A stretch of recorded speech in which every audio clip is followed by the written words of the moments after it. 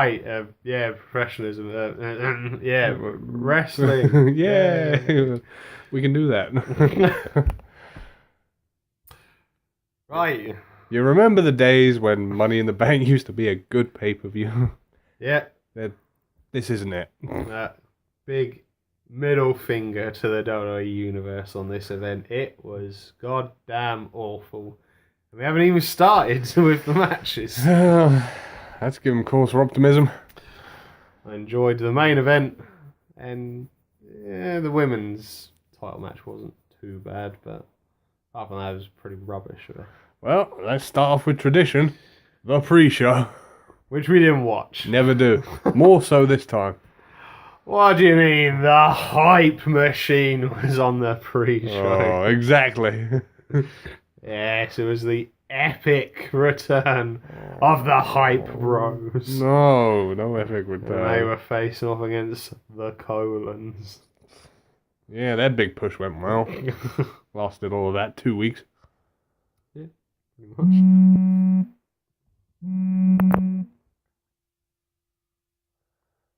Yeah, so, yeah, going along with that, the Hype Bros won. Right. What this, will this mean they may get a title match in the future? I hope not. They need to keep them away from the titles. Jesus. So now that's the pre-show out of the way. We'll get on with the main show. Oh god, do we have to start with this match? We do. We'll just get it out of the way. Yeah, There will be Jesus. ranting in this one. I'll try to restrain myself from ranting too much in this match. We are, of course, talking about the women's Money in the Bank ladder match. The first ever groundbreaking one. Certainly stick in our memories, but not for the right reasons.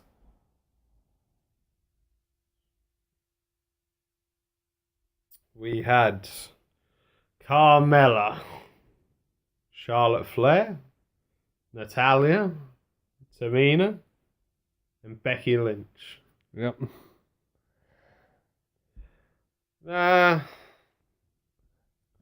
It might have just been because it was the women, I don't know, but this match seemed very tame in comparison to the male one. It's like they were very hesitant to do anything.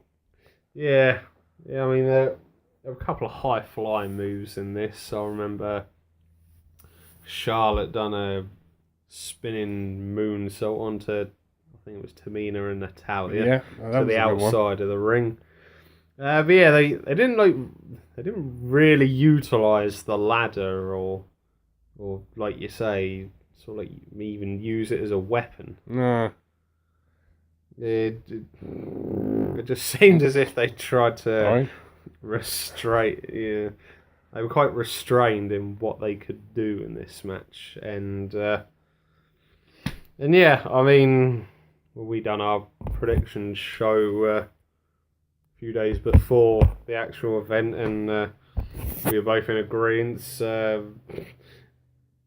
Had to be Becky Lynch or Charlotte Yep. picking up the victory in this one. And when it all came to it, it was Becky Lynch climbing the ladder. Ah, there we go. Yeah, you had Natalya attempting. No. You had Carmella attempting to climb up the ladder, and Becky Lynch grabbed her off of the ladder, gave her a nasty power bomb, Yeah.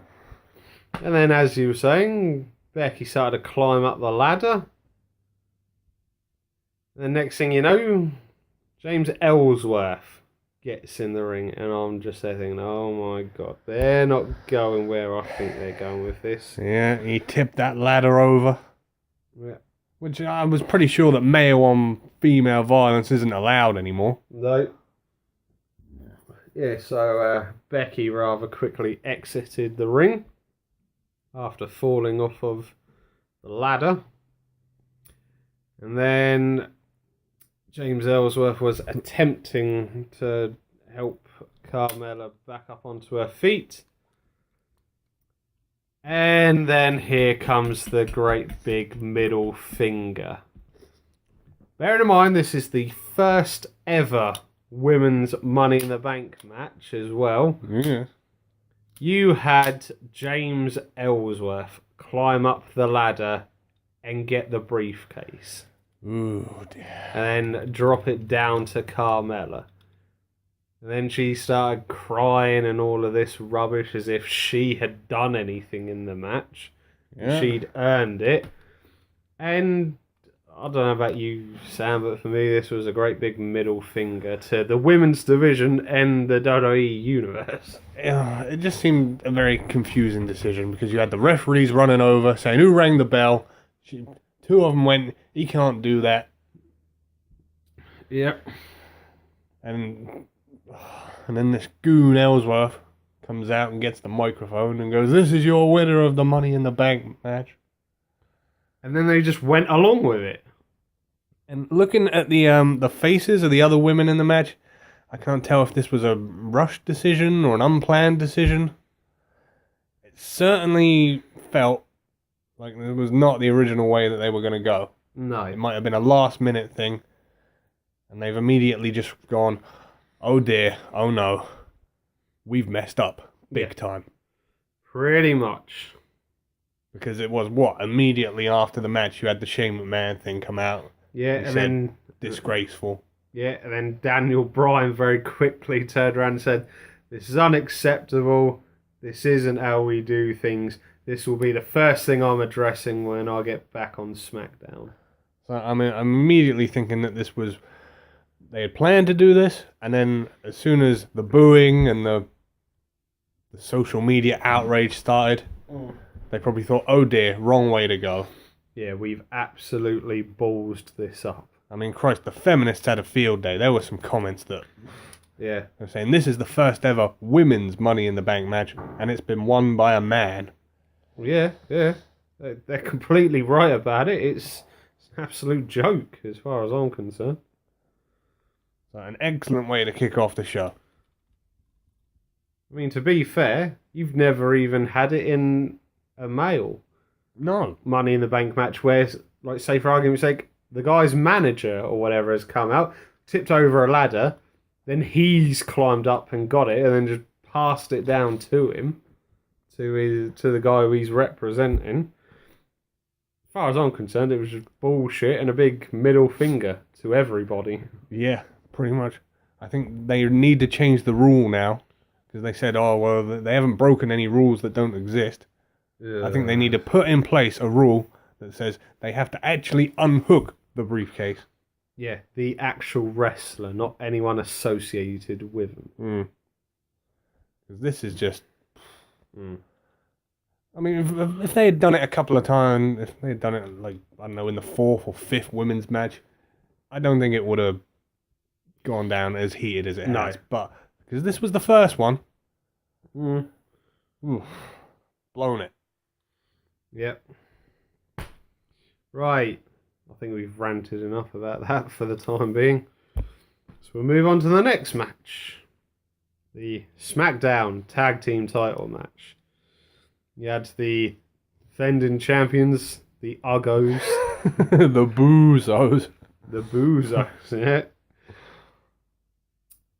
Facing off against the New Day.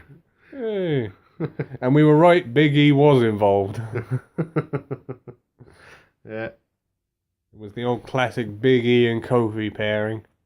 Yeah, and nice to see a diving spear through the ring ropes from Big E in this match as well. He hasn't done that in a while. No, he hasn't. Probably because he injured himself the last time he did it. Yeah, I was enjoying this match to a point. Because I think the only problem you've got with the New Day is, like, when Xavier Woods tries to, like, cause a distraction or, you know, starts playing the trumpet or whatever, you should be getting pissed off with it, but you just can't help but just enjoy it. Yeah, he was blowing on Francesca number 2. Oh my god. Yeah. But yeah, unfortunately, we had another crappy ending. Happens a lot in this pay-per-view. Yeah. Spoiler alert. Not a good event, if you haven't already guessed. Yes, for reasons unbeknownst. Was it? I can't remember which one of the Usos, but they were hit with the Midnight Hour. Oh, they were. Billy Idol wasn't crying more. The other Uso pulled him out the ring. And they did the whole classic thing of just walking off. Yep. Just grabbed the title belts and walked off into the crowd. They got the count out. The New Day won the match, but, you know, champion's advantage and all that. Yes. So that was another great and entertaining match. Bullshit ending number 2. 2-0. Right. Then moving on. We then had the SmackDown Women's Championship match between the defending champion Naomi and her in-ring singles debut, Lana. I like how you put that. Because we have seen her wrestle before. Yes. Actually teamed up with Naomi. So yeah, so obviously this was a bit of an unknown for the crowd, because apart from the tiny snippets we saw at WrestleMania a couple of years ago, nobody's really seen Lana wrestle. So it was a bit of a case of, like, you know, how's it going to go down, and is it going to be another classic Eva Marie? No, but we can report it was better than that. Yeah, again, I thought this match was not too bad. Lana got in plenty of offense at times, and I think the one that sticks out to me is she done like a wrapping super kick round Naomi's head. Yeah. Looks quite nasty, so yeah, kudos to Lana. Showing off some of our repertoire in this match. You could bet Rusev probably had a thing or two to do with that. Handsome Rusev. There was even chance of "We Want Rusev." That's the only time you're going to hear that. So yes, but going on towards the end of the match, how did this one go down? Well, we had BS ending number 3. Immediately I was thinking, right, what are they going to do? They've addressed the whole Carmella thing, and her music starts to play. Yeah. And I was thinking, oh god, she's going to use it before they have the chance to take it off her. Yeah. And of course she's with the bloody idiot. And yeah, then she went to the ringside, went to go to the ring announcer as if to say, right, I'm cashing it in now. And she pulled it away from the ring announcer, and then she just sort of stood there, and this by now distracted Lana, saying, "Oh, what the hell are you doing?" And then she turned around and got an ass in her face. Oh, the review. Yeah, and then Naomi locked her into her submission move. I'm not quite sure what it was, but Lana ended up tapping out. Yeah, it was one of those things where we couldn't see her tapping out, though, because of the way the camera was placed. Yeah. It was kind of like that. But she definitely did. Yeah. So I was like, great, another botched ending. 0-3. Oh, boy. Right. We now move on to the WWE Championship match. Yeah. Randy Orton versus the champion Jinder Mahal. This is a strange one to put the WWE title match in the middle of the show.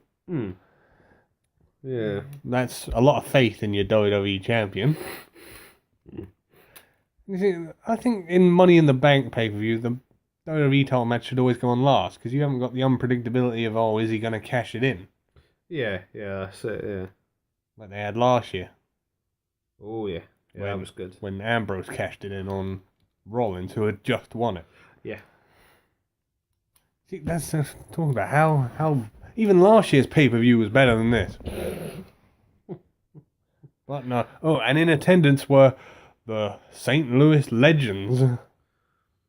Yeah, I can't remember. I can't remember two of them, but It was the grandfather. No, it was the dad of Mr. Perfect, Larry the Axe. He was there. yeah, Sergeant Slaughter. yeah. And then there was someone else there, and then as well you had Cowboy Bob Orton and the Nature Boy, Yeah, Ric Flair. and I was immediately thinking, why is Ric Flair a St. Louis legend? He's from North Carolina. There is that. Oh dear. But okay, I was thinking, yeah, We'll go along with it. whatever. So yeah, so Daddy Orton was in attendance on Father's Day. That's a shock. And these two, they proceeded to serve up one of the most boring WWE title matches I've seen in recent memory. Yeah, it wasn't great to be honest. I think we're just going to go straight to the end. The Singh brothers inevitably got involved, grabbed Cowboy Bob Orton, threatened to punch him. Randy come out of the ring, went mental. One of them got slammed into the barrier. Then the other one didn't quite do a 360 flip Not this time. onto the announcer table. And then Randy got back into the ring, and Jinder Mahal took advantage. Yes, he hit him with the Colossus. Great name for a finish. Yes, and that was the end of that one. So, as expected, Curse of the Hometown continues. Mm-hmm. So we now have to endure another month of Jinder versus Randy, which is looking like it's going to spill all the way to Battleground. But it's alright. It's all better now because we had an episode of the Fashion Files. Thank God, something to save this very dire pay-per-view. So we then had like a package of who was it who broke into Breezango's office and trashed the place. Who was it? Who could it be? And then we saw a little TV package of the assailants. Yeah, they sent him a videotape. I didn't even know you could still get those. Yeah. Yeah, then very quickly on, and I know you picked up on it as well. I sort of saw it in their voices. That was sort of it looks like the Ascension. Yeah. Oh, please, no, please don't let it be the Ascension. Haven't they buried them enough? It was the voices and the silhouettes. You could sort of tell one was noticeably bigger than the other one. Yeah. So then Breezango went out the ring side and said, "Come on, whoever you are, we want a piece of you." And we weren't to be disappointed. No. It was the Ascension. Yeah, they're still around. And they basically got their asses handed to them for a couple of minutes. And Breezango picked up the victory. Yep, this was the shortest match of the evening. Just under 4 minutes. There was no point, really. They could have just used that time for the main event. I mean, jeez. So, yeah. And then moving on to the one thing we were all looking forward to Yay! on this pay-per-view. Money in the Bank ladder match. To get that contract for a WWE Championship. Who was it going to be? 5 out of the 6 you could have made a case for. Sorry, Mr. Irrelevant. Sorry, Dolph, it's just over. You give it up, man. Whatever hype you had is just going right down the toilet. So, you had AJ Styles, Dolph Ziggler, Sami Zayn, the face of America, Kevin Owens. The barrel of America. Then you had Shinsuke Nakamura. The artiste. F you.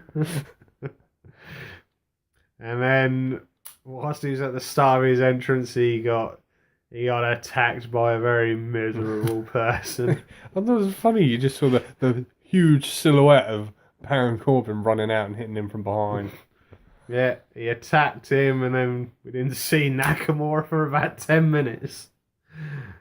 And the match started abruptly from that. They've done this before, and every time I was like, yeah, he'll be back. You know he's going to be back at some point during the match.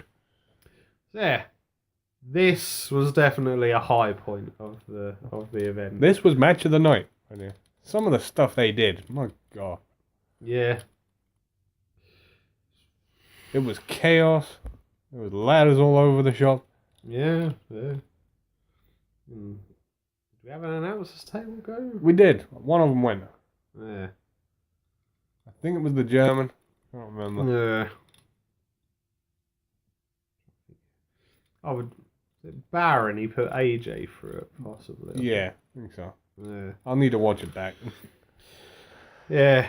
I mean, Christ, some of the other stuff, like AJ lifting Kevin Owens onto his shoulders and doing his neck breaker off of the ring onto a ladder. Yeah. I was like, Jesus Christ, he's got to have a concussion. Yeah. Look nasty. Yeah, there was that. And then, of course, as if we weren't expecting it, Nakamura did make an appearance. He came after back. About 10 minutes. 10, 15 minutes. And him and Baron squared off. And we even got to see a Kinshasa. Oh, yeah. There was a few of those, actually. I think he hit about 4 in a row. Oh, dear Lord. We can't not talk about this match without talking about the epic face-to-face of AJ and Nakamura. Oh, yes. Nakamura set the ladder up in the ring, and just as he was about to climb, you looked on the other side, and AJ was there, about to climb the ladder, and they moved the ladder out of the way. Yeah. They just said, right, let's go at this. And the crowd went ballistic. Yeah. I mean, obviously, it's the first time us in America, first time in the States, they would have seen them two square off. I mean, obviously, in Japan, they faced off many times in the past, but yeah, on a bigger scale, this was definitely a highlight. And you were like, oh God. And just from that 3-minute period alone when they were going at it, you were like, Christ, this is a match they've got to do somewhere down the line. Oh, without a doubt. It's got to happen once Nakamura's finished with the Baron or Mr. Irrelevant. He's done. They finished that on SmackDown. Yeah. Yeah, so, yeah, in the end, come down to... What was it, AJ? I think he was the last one to Yeah. go off the ladder. Oh, I believe it was down at AJ and Baron Corbin. AJ went flying off of there's one other part we've got to mention as well. Yeah. When AJ climbed the ladder, had his hand on the briefcase, Oh, God. and then Dolph removed the ladder, and AJ was hanging on to that hook for all of his life. He had nowhere to go. And then, unfortunately, he fell about 16 feet, crashing down into the ring. Jesus. Yeah, it looked bad. I was like, well, what's he going to do? Because he tried climbing up. I was like, no, don't go up. Don't go up any higher. So I'm not sure if it was on the Talking Smack after SmackDown a few days later. Like, AJ said, I was petrified I was going to like break a hip or something when I made that fall. No, he took the fall well. I mean, Chris, that would have killed a normal man, probably. Yeah. Yeah. And then, as we were saying earlier, come down to Baron and AJ. Baron Corbin pushed AJ off of that ladder. And Baron then climbed up to claim the briefcase. Woo! So Baron Corbin is Mr. Money in the Bank. And I thought the world was going to end because he actually smiled. I was like, Jesus Christ, we're all doomed. And that was the only prediction I got right. Yeah, so thankfully, a good finish to a bad pay-per-view. Yeah, I mean, seriously, one decent match out of 7. Ugh. I think we've got to be really harsh here, and I'd probably give it a 3 or a 4 out of 10. And that's pretty much for the main event. Yeah, pretty much. All the rest of the event was just awful. Yeah, I mean, I'm not sure who was booking this, but they've got to go back and look at it. Yeah. I mean, a couple of crappy endings, yeah, you could probably give them, but that many? Yeah. Work to be done. Yes, most definitely. I mean, the last couple of SmackDown pay-per-views have just not, well, the last couple of pay-per-views in general. Yeah, then of course, next we've got to look forward to Great Balls of Fire. Oh, man. Well, it's got a good main event at least. Oh, yes. It'll be brutal. But yeah, I think we've ranted on long enough about this pay-per-view. Yeah, that'll do. From your hosts, the Master of the Brain Damage, Martin? and the one and only Sam H. We will see you again for the next one. Adios.